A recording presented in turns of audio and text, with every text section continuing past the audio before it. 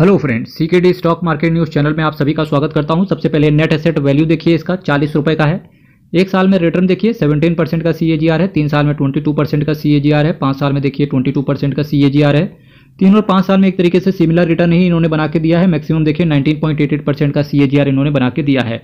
Fluctuation देखिए किस तरीके का देखने को मिलता है जब एक आप पर्टिकुलर थीम के अंदर इन्वेस्ट करते हैं, तो देखिए किस तरीके से ये मार्केट चलता है, पर उसके बाद ऊपर चला जाता है। कई बार इन्वेस्टर ये सोचता है कि हम ऊपर से खरीद के नीचे बेच लेंगे क्योंकि शेयर मार्केट गिर रहा है। बाई चांस यहाँ मान लेते हैं कि 2018 से लगा के 2020 तक आपने किसी भी टाइम पे अगर आप इन्वेस्ट कर दिया होता, चाहे बिल्कुल टॉप पर जब मार्केट होता यानी कि 16 रुपये का NAV था, तभी अगर आपने इन्वेस्ट कर दिया होता तो देखिए आज 40, 45, 48 रुपये का इसका NAV चल रहा है। तो आप ये देख सकते हो कि म्यूचुअल फंड के अंदर आपको, अगर म्यूचुअल फंड आपका गिर भी गया है तो डेफिनेटली आपको, अगर आपके पास पैसा है तो कंसिस्टेंसी के साथ उसको एवरेज कीजिए। अगर आप एवरेज नहीं कर पा रहे हैं तो चुपचाप बैठे रहिए, शांति से बैठे रहिए। रिटर्न आपको अल्टीमेटली आने वाले समय में आ ही जाएगा। टेक्नोलॉजी फंड की बात कर रहा था, मीता शेट्टी साहब आपके पैसे को मैनेज करके चल रहे हैं। एब्सोल्यूट रिटर्न की बात करने की चेष्टा करेंगे यहाँ से, तो देखिए 3 महीने में 3.86% का रिटर्न है, 6 महीने में देखिए 23.28% का रिटर्न है, एक साल में 17.21% का एब्सोल्यूट है। देखिए ऊपर जो बात चल रही थी वो CAGR यानी कि कंपाउंड एनुअल ग्रोथ रेट की बात चल रही थी। यहाँ पर बात चल रही है किसकी? यहाँ पर मेरे भाई बात चल रही है आपकी एब्सोल्यूट रिटर्न की। तीन साल में देखिए 80% का एब्सोल्यूट है, 5 साल में 1 लाख रुपए को 1,80,000 रुपये बना दिया। और फिलहाल इस म्यूचुअल फंड को अभी 10 साल हुए नहीं है। रिस्क म्यूचुअल फंड के अंदर आपका वेरिया ही रहता है। Tata digital India fund direct plan growth की बात करके चल रहा हूं मैं आपके सामने। क्या Tata digital India fund direct growth 8,061 crore का इसका असेट साइज है। 0.34% का ये आपसे एक्सपेंस रेशियो, एक बहुत छोटा सा एक्सपेंस रेशियो फंड को मैनेज करने का चार्ज करते हैं। 1.09% का कैश होल्ड करके चल रहे हैं। Nifty IT total return index को ये फॉलो करते हैं। प्लान आपका ग्रोथ है। 30 दिन के अंदर निकलने की चेष्टा करेंगे तो आपसे 0.25% का अलग से एग्जिट लोड पड़ जाएगा। अब आप ये देखिए, क्योंकि पर्टिकुलर थीम के अंदर इन्वेस्ट किया है यानी कि टेक्नोलॉजी फंड है, तो टेक्नोलॉजी फंड के अंदर इन्होंने डाला है 78.72%। बाकी का इन्होंने अदर में डाला है। अदर में कैसे कि जैसे सपोज दैट कभी किसी साल टेक्नोलॉजी थीम ना चली, जैसे कि टेक्नोलॉजी थीम 2022 में भी नहीं चली और 2023 में भी टेक्नोलॉजी के जितने भी शेयर्स थे वो नहीं चले। इन्फोसिस, TCS, HCL टेक, ये ऑलमोस्ट वही है जहां एक साल पहले खड़े हुए थे। ठीक है, तो इस वजह से म्यूचुअल फंड का जो फंड मैनेजर होता है वो क्या करता है कि आपके पैसे को डाइवर्सिफाई कर देता है सेक्टर वाइज, जिसकी वजह से कई बार अगर एक पर्टिकुलर जिस थीम के अंदर पैसा लगा हुआ है अगर वो ना चले तो एटलीस्ट अदर दूसरे रास्ते पैसे लाने के लिए खुल जाएं। तो वही दूसरे रास्ते हैं services, communication, capital goods, financial, ये कुछ रास्ते हैं जहां से पैसा बन रहा है इस समय इन्वेस्टर्स का। इन्फोसिस लिमिटेड, TCS और इसके साथ साथ tech Mahindra, LTI Mindtree, HCL technology, Bharti Airtel, Cyient limited, Zomato limited, Persistent Systems, PB fintech, Wipro limited, Sonata Software, SAP SE, ADR actually होते हैं क्या होते हैं?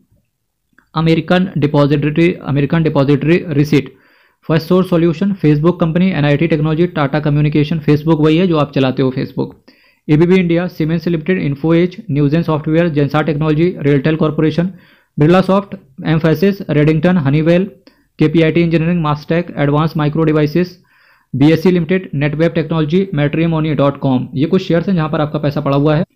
अब अगर मैं यहाँ से देखिए टाटा डिजिटल इंडिया फंड यानी कि टाटा असेट मैनेजमेंट कंपनी के बारे में बात करें तो बढ़िया असेट मैनेजमेंट कंपनी है। 1,21,517 करोड़ का इनका असेट अंडर मैनेजमेंट है और टोटल 115 स्कीम को ये मैनेज करके चल रहे हैं।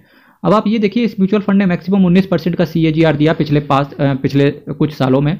तो बात कर लेते हैं, अगर कोई ऐसा म्यूचुअल फंड आपके पास है जो केवल 19% का CAGR अगर आपको डिलीवर करके दे दे और 33 रुपये पर डे अगर आप बचा पा रहे हो तो कितना रिटर्न बन सकता है 10-15 सालों में। फ्रेंड्स, अब आप ये देखिए, केवल अगर आप महीना कोई बंदा 1,000 रुपये बचा ले रहा है यानी कि 33 रुपये 33 पैसे पर डे अगर कोई बचा लेता है तो 1,000 रुपये महीना अगर कोई इन्वेस्ट करता है और किसी भी ऐसे म्यूचुअल फंड में जो कि 19% का CAGR आपको अगर दे दे 10 साल के लिए, अगर वो सेम चीज़ करता है तो देखिए 10 साल में 1,20,000 रुपये चला जाएगा और 2,38,457 रुपये तक उसको मिल सकता है। कंडीशन ये ऊपर वाली फुलफिल होनी चाहिए। वहीं अगर आप बात कर लेते हैं, अगर कोई बंदा केवल 5,000 रुपये SIP करता है, केवल 5,000 रुपये SIP करे, 19% का CAGR अगर आपको मिल जाए और ज़्यादा नहीं 20 साल अगर वो रुक जाए, एग्जाम्पल के तौर पे मान लेते हैं कि अगर वो 40 साल का है तो 60 साल में रिटायर करेगा तो 20 साल वो टाइम दे सकता है। तो देखिए टोटल आपका 12 लाख इन्वेस्ट हो जाएगा तो 1,23,98,287 रुपये तक उसको मिल सकता है। तो कोई भी ऐसा बंदा है जो 1 करोड़ रुपए तक का अपना कॉर्पस बनाना चाहता है तो उसे ऐसा म्यूचुअल फंड सेलेक्ट करना पड़ेगा जो आपको 19% का CAGR बना के दे दे।